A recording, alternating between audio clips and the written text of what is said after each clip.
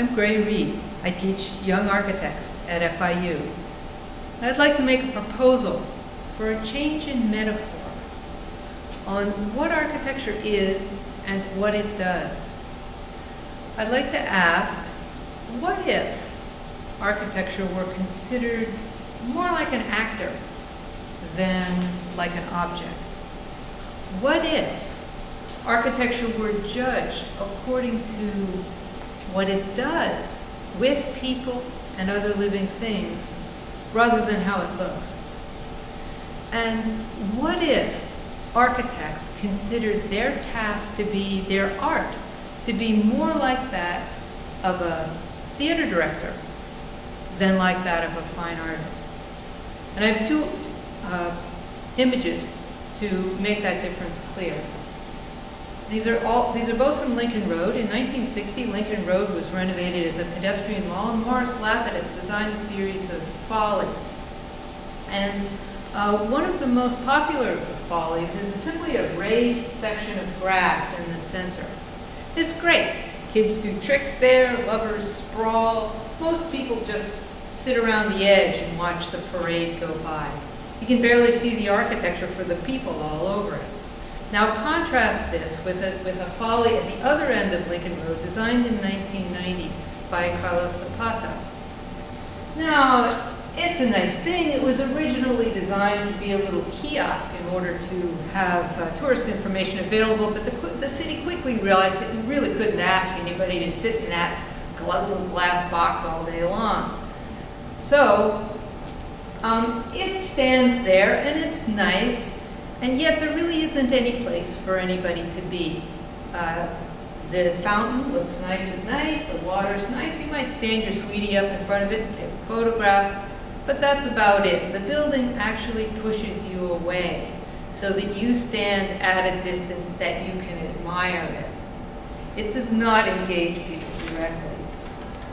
Morris Lapidus, on the other hand, is another of his follies. Imagine a fountain where you can actually touch the water. He knew that architecture is about people, about place, and about performance. He came to architecture wanting to be a theatrical designer, and he knew that the most interesting thing that people want to see is other people. He also knew something about urban life. He grew up in New York City, and so he understood the theatrical quality of people together in the city, watching one another, not just in those moments when we dress up and go out in order to be part of a festival, but every day when people present themselves to one another, young and old, rich and poor, that engage each other in the city. So, I remember visiting Paris a couple of years ago and watching an argument play out. There was a young woman up on the balcony of her apartment, and her soon-to-be ex-boyfriend was down on the sidewalk, and he was pleading up to her, and he was saying, "It's not that important."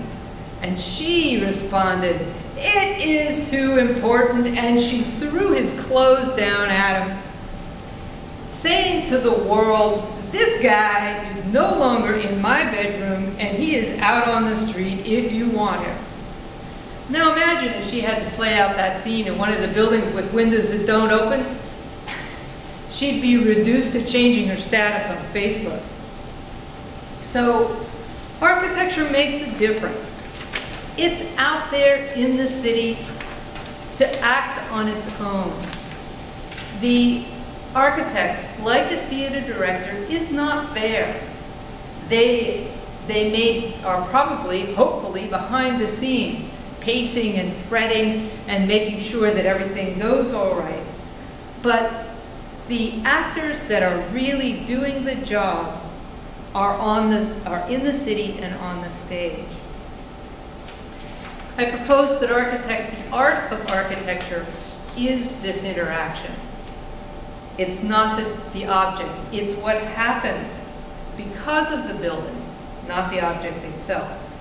And there are two new projects on Lincoln Road that illustrate. The first is a new parking garage by Herzog and Demeron with a beautiful garden by Ray Jungels, landscape architect. The parking garage has spectacular views out over the city, beautiful high ceilings. People book the place for weddings. Imagine being married in a parking garage.